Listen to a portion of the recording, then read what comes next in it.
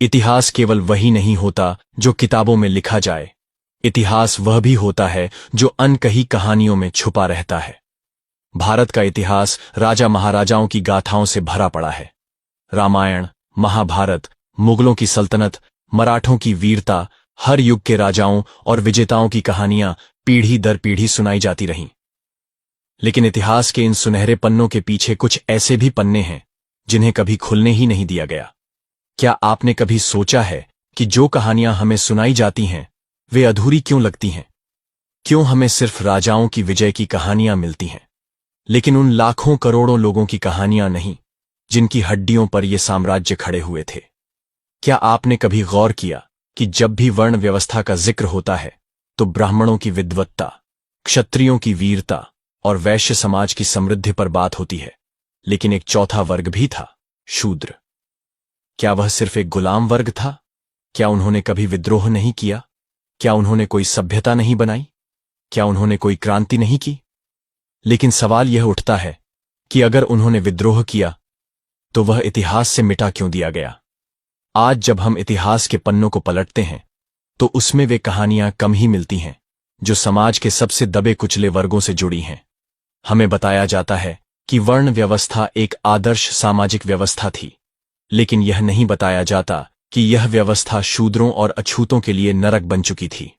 हमें बताया जाता है कि भारतीय समाज प्राचीन काल से ही महान था, लेकिन यह नहीं बताया जाता कि उसी समाज में लाखों लोगों को शिक्षा, सम्मान और यहां तक कि पानी तक छूने का अधिकार नहीं था।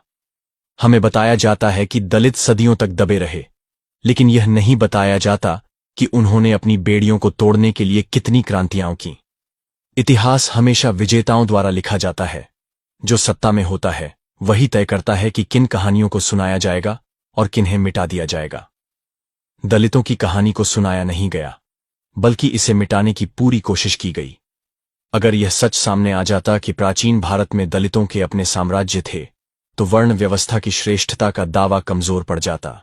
अगर यह बताया जाता कि बौद्ध धर्म का उत्थान एक सामाजिक क्रांति थी, तो उच्च जातियों की आधिपत्यवादी सोच पर सवाल उठने लगते।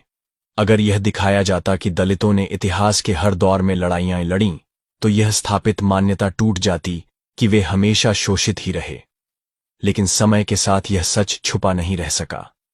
धीरे धीरे उन गुमनाम क्रांतिकारियों की कहानियां बाहर आने लगीं जिन्होंने सामाजिक अन्याय के खिलाफ आवाज उठाई थी। इस कहानी का मकसद इन्हीं छुपे हुए तथ्यों को सामने लाना है।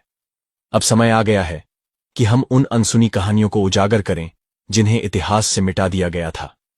अब हम उस इतिहास को जानेंगे जो आपसे छुपाया गया।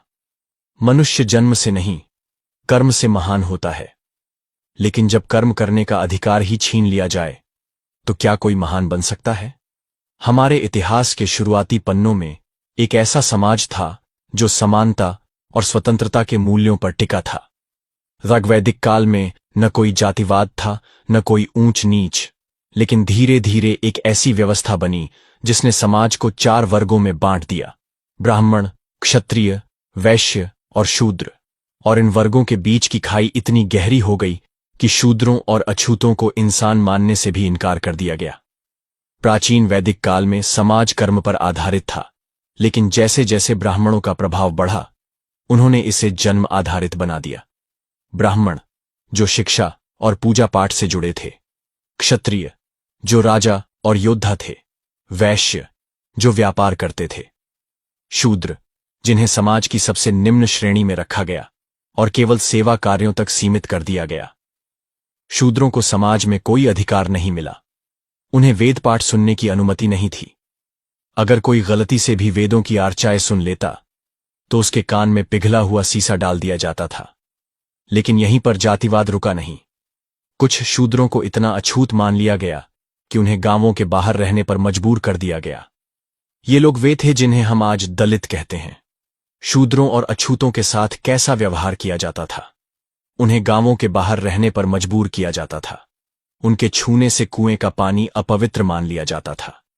वे मंदिरों में प्रवेश नहीं कर सकते थे।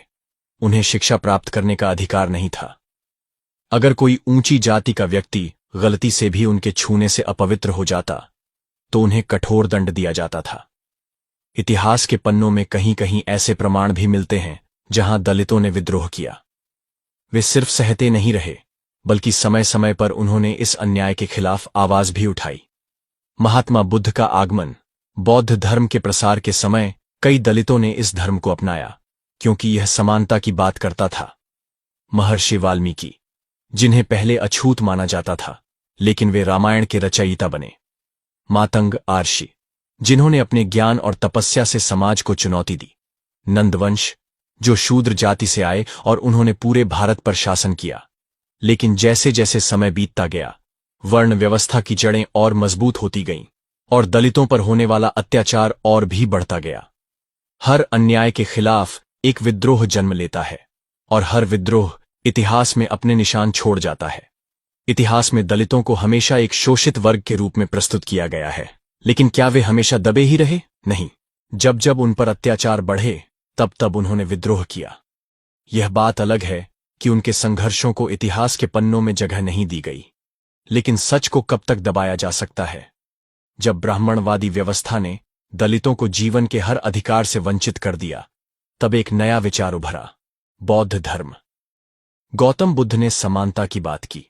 उन्होंने कहा कि कोई भी व्यक्ति जन्म से ऊंचा या नीचा नहीं होता, बल्कि कर्म से महान बनता है। लाखों दलितों ने बौद्ध धर्म को अपनाया, क्योंकि यहां उन्हें समानता मिली। बौद्ध धर्म के फैलते ही ब्राह्मणवादी व्यवस्था को सबसे बड़ा झटका लगा।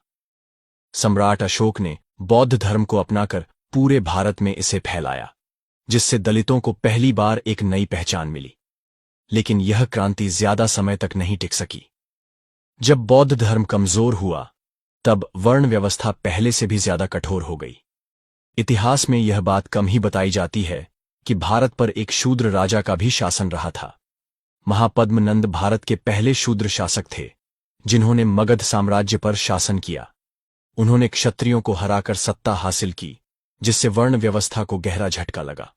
नंद वंश के दौरान गरीबों और दलितों को पहले से ज्यादा अधिकार मिले, लेकिन जब चंद्रगुप्त मौर्य ने सत्ता संभाली, तब ब्राह्मणों का प्रभाव फिर से बढ़ने लगा। भील, कोल, संथाल, मातंग और अन्य जनजातियां जो दलित वर्ग से जुड़ी थीं, उन्होंने कई बार अत्याचारी राजाओं के खिलाफ विद्रोह किया। भीड़ योद्धा तात्या भील ने अंग्रेजों और ऊंची जातियों के शोषण के खिलाफ संघर्ष किया। मातंग आर्षि ने अपने ज्ञान और शक्ति से ब्राह्मणवादी व्यवस्था को चुनौती दी। संथाल विद्रोह 1985 में आदिवासियों और दलितों ने ब्रिटिश सरकार और ऊंची जातियों के अत्याचारों के खिलाफ हथियार उठाए।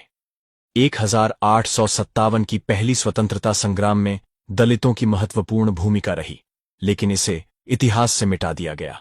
झलकारी बाई, रानी लक्ष्मीबाई की सेना में एक दलित महिला योद्धा, जिन्होंने अंग्रेजों के खिलाफ लड़ाई लड़ी। ऊदा देवी, एक दलित महिला, जिन्होंने 1957 में ब्रिटिश सेना के खिलाफ लड़ते हुए शहादत दी। मंगल पांडे, कई इतिहासकार मानते हैं कि मंगल पांडे एक पिछड़ी जाति से आते थे और उन्होंने ब्रिटिश सरकार के खिलाफ विद्रोह का पहला बिगुल बजाया। 1 जनवरी 1818 को भीमा कोरेगांव की लड़ाई में महार दलित सैनिकों ने पेशवा बाजीराव द्वितीय की विशाल सेना को हरा दिया था। पेशवाओं का शासन दलितों के लिए नरक के समान था। ब्रिटिश सेना में लड़ रहे महार सैनिकों ने पेशवा के 25,000 सैनिकों को मात दी।